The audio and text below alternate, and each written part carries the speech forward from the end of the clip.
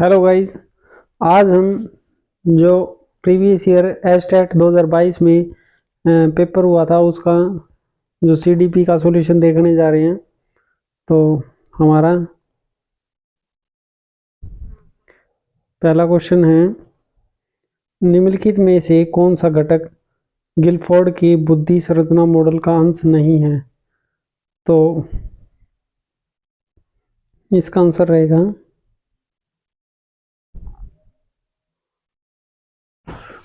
सक्रिया का model Guilford ने दिया था, विषय वस्तु का भी दिया था, उत्पादन का भी दिया था, लेकिन जो संज्ञान का है वो मॉडल नहीं दिया था। तो इसमें क्या रहेगा, जो ऑपरेशन दिया था, कंटेंट दिया था, प्रोडक्ट दिया था, लेकिन कॉग्निशन का नहीं दिया था, संज्ञान का नहीं दिया था। तो इसका आंसर रहेगा ऑप्शन नंबर 2। क्वेश्चन नंबर 2 है, निम्नलिखित में से कौन सा कथन समायोजन के संदर्भ में सही नहीं है? तो समायोजन के संदर्भ में देखते हम, which of the following statement is not correct with the reference of adjustment?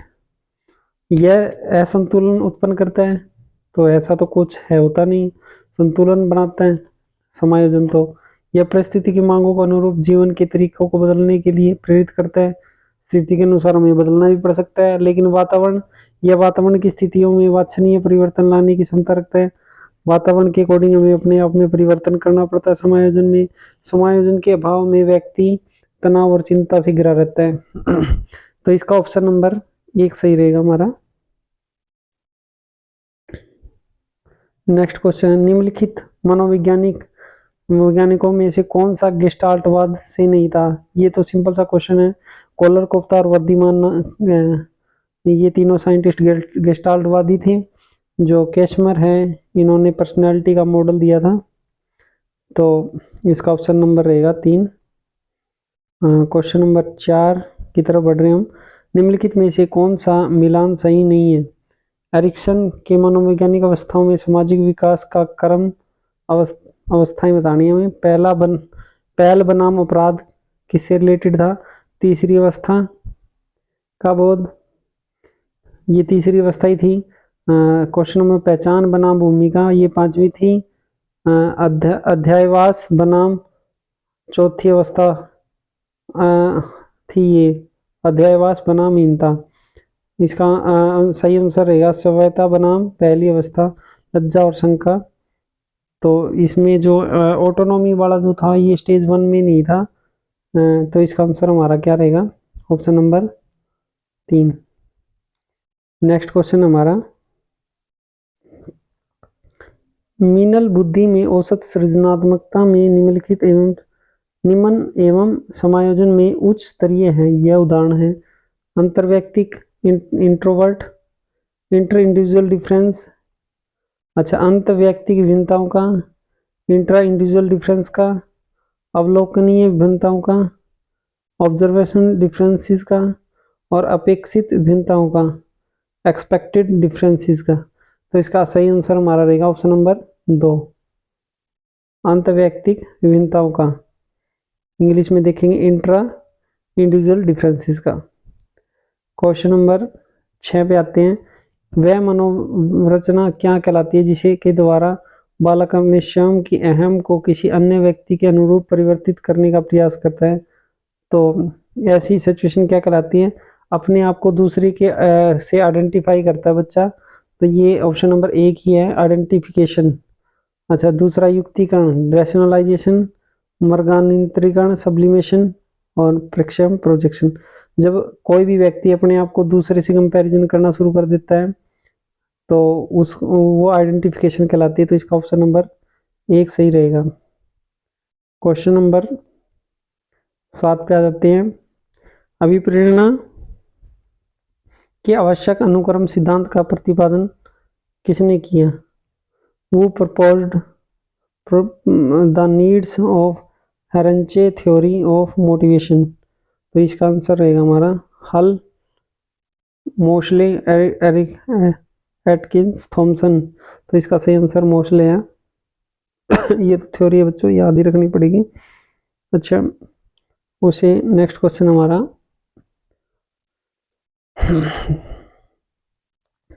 बुद्धि बच्चों के किस प्रकार के परिवर्तन लाती है? तो ये तो सिंपल सी बात है, संरचनात्मक एवं प्रकार्यात्मक दोनों प्रकार की जो परिवर्तन लाती है हमारी बुद्धि, स्ट्रक्चरल एंड फंक्शनल बोथ। तो इसका ऑप्शन नंबर 3 3 नहीं, इसमें बुद्धि की बात कर रहा है, बुद्धि तो संरचनात्मकता ही लाएगी ना, 3 नहीं कह सकते हम, ऑप्शन नंबर 1 सही रहेगा इसका। ये इस बच्चे ने सही निशान लगा रखे हैं। मानसिक स्वास्थ्य संपूर्ण व्यक्ति का पूर्ण और सामान्य कार्य है। मानसिक स्वास्थ्य की यह परिभाषा किसने दी? तो ये परिभाषा हमारी हेडफील्ड ने दी थी। इंग्लिश में और देख ले एक बार। Mental health is the full and harmonious functioning of the whole personality. Question number 10 है, कार्यात्मक प्रतिबद्धता में अधिगमकर्ता की प्रत्येक सही अनुक्रिया को पुनर्बलन करना किस प्रकार की पुनर्बलन अनुसूची है? तो इसका ऑप्शन हमारा सही रहेगा सतत, निश्चित अंतरकाल, परिवर्तन अंतरकाल, निश्चित अनुपात। ये सारे ऑप्शन गलत हैं, सतत इसका सही है कंटिन्यूअस। निम्नलिखित में से कौन सा कथन अभिवृत्ति के संदर्भ में सही नहीं है?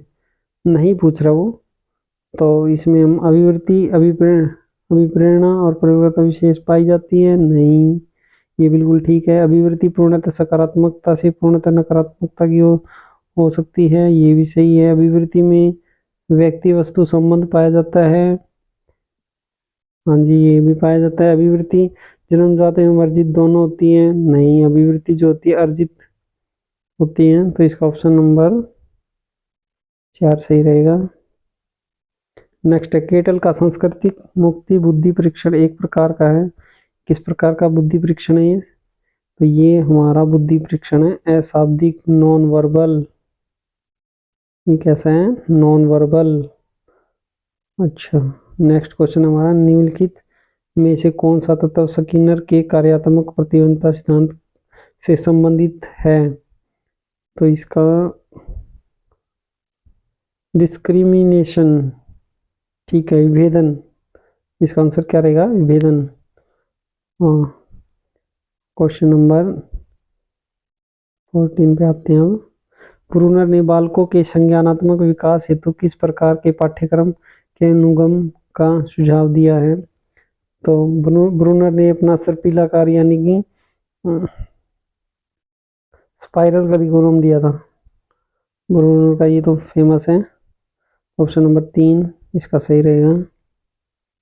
निम्नलिखित में से कौन सी व्यक्ति आकलन की प्रक्षेपी विधि नहीं है? प्रक्षेपी विधि हम जानते हैं, शब्द सहचर्या, वर्ड एसोसिएशन और वाक्य पूर्ति, ये भी प्रक्षेप यानी प्रोजेक्टिव है। और वर्णन गति को एक्सप्रेसिव मूवमेंट, ये भी है। लेकिन समाजमिति जो है, ये सोशियोमिति, ये नहीं है। तो क्वेश्चन नंबर 16 पे आते हैं हम।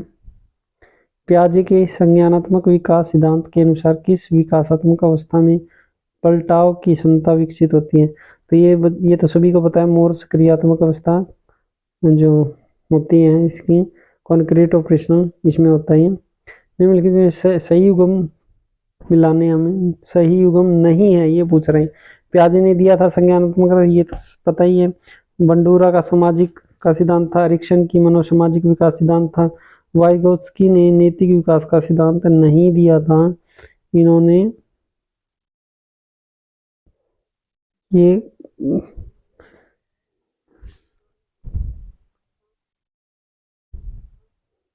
इसका ऑप्शन नंबर 4 सही रहेगा। निम्नलिखित में से कौन सी व्यक्तित्व आकलन की व्यक्तिनिष्ठ विधि नहीं है? व्यक्तिनिष्ठ personality assessment, subjective method of personality assessment नहीं है। तो शब्द सहचर्या, ये अभी पीछे पड़ गया है, प्रोजेक्टिव मेथड है। तो इसका यही जो पर्सनल होता है, जो इंटरव्यू होता है वो पर्सनल होता है, और ऑब्जर्वेशन भी पर्सनल होती है, ऑटोबायोग्राफी भी एक आदमी की होती है। लेकिन वर्ड एसोसिएशन ये प्रोजेक्टिव मेथड है। ब्रॉनफ्रेन-ब्रेनर के जैव परिस्थिति मॉडल सिद्धांत में परिवार एवं विद्यालय किस पर्यावरण तंत्र में आता है? तो ये माइक्रो में आता है। इसकी थ्योरी भी मैं करवा दूंगा आपको अगर समय मिलता है तो। तरुण किस प्रकार का विशिष्ट बच्चों की शिक्षा के लिए महत्वपूर्ण योजना है? ये प्रतिभाशाली के लिए होता है।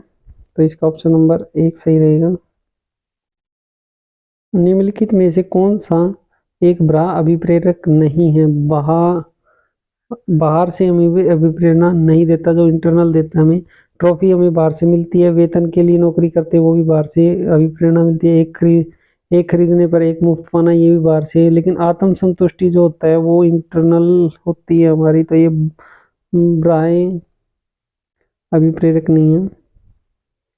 क्वेश्चन नंबर 12, प्रासंगिक अंतर्बोध परीक्षण विद्यार्थी के डैश मापन हेतु उपयोग में लाए जाते हैं?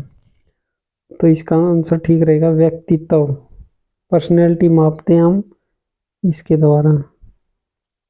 इंग्लिश में और देख लो एक बार, TAT टेस्ट जिसको बोलते हैं हम, उससे हम पर्सनैलिटी को नापते हैं। क्वेश्चन नंबर 23 है, निम्नलिखित में से कौन सा एक समायोजित व्यक्ति की विशेषता नहीं है?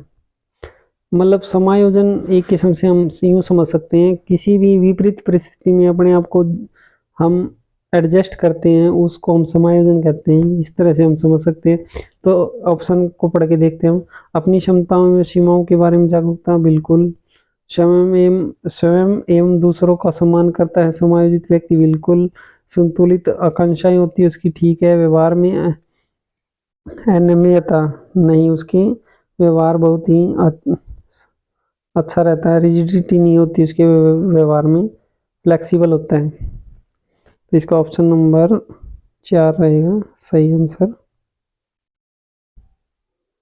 क्वेश्चन नंबर 24 पे आते हैं, निम्नलिखित में से कौन सा सृजनात्मकता की विशेषता नहीं है? क्रिएटिविटी, मौलिकता होती है, लोचशीलता होती है, धारा प्रवाहिता होती है, लेकिन रिजिडिटी नहीं होती, उसमें फ्लेक्सिबिलिटी होती है। जो फ्लेक्सिबिलिटी और रिजिडिटी बिल्कुल अपोजिट होती है। जो फ्लेक्सिबल हो गया तो उसमें वो रिजिड नहीं होता। तो सीधी सी बात है, इसका ऑप्शन नंबर 3 हो गया। क्वेश्चन नंबर 25 पे आते हैं, विकास जो अनुदैर्ध्य अक्ष सिर से पैर की ओर दिशा में होता है, तो ये तो सिंपल सही है। जो डेवलपमेंट हमारा होता है हेड टू फुट होता है, उसे सिफ्लोपेडल कार्डल कहते हैं। ऑप्शन नंबर 1 सही रहेगा। विकास के सामाजिक सांस्कृतिक, ये तो वाइगोत्स्की ने दिया था, ये हम पीछे भी देख के आए थे जो मैच वाले में हो रहा था, मैच करना था हमें। अच्छा, एक प्रकार का बुद्धि परीक्षण जहाँ प्रश्न कठिनाई स्तर की दृष्टि से समान होते हैं किंतु समय तत्व की अधिक महत्वता दी जाती है उसे। जिसमें समय की बात हो वो गति परीक्षण होता है, जिसमें समय को महत्व नहीं दिया जाता उसमें शक्ति का परीक्षण होता है। तो सिंपल सी बात है, स्पीड टेस्ट होएगा जहाँ पे समय को हम देख करके करेंगे वो स्पीड टेस्ट कहलाता है। क्वेश्चन नंबर 28, बुद्धि के त्रितंत्रीय सिद्धांत का प्रतिपादन। बुद्धि का जो हमें ट्राइएट्रिक थ्योरी किसने दी थी? तो ये तो स्टर्नबर्ग ने दी थी। ऑप्शन नंबर 3 सही रहेगा। इसमें आपको गिलफोर्ड भी लग रहा होगा, लेकिन जो एस्टेट ने इसका आंसर पिछले आंसर की में इसका आंसर जो 28 माना गया, 28 का 3 स्टर्नबर्ग माना है। अगला क्वेश्चन हमारा, निम्नलिखित में कौन सा बच्चों के विकास के बारे में सही है पूछा, नहीं सही है। विकास मात्र अनुवांशिकता का एक मात्र आ गया तो ये वैसे गलत हो गया। विकास यादृच्छिक प्रारूप अनुकरण करता है। विकास एक संचयी प्रक्रिया है, बिल्कुल विकास एक संचयी प्रक्रिया। अगला और देखते हैं, विकास के विभिन्न आयाम अंतर संबंधित नहीं होते जबकि होते हैं विकास के। तो development is the commutative process. Option number 3 सही रहेगा इसका। निम्नलिखित में से कौन सा कारक शिक्षण अधिगम प्रक्रिया को प्रभावित नहीं करता?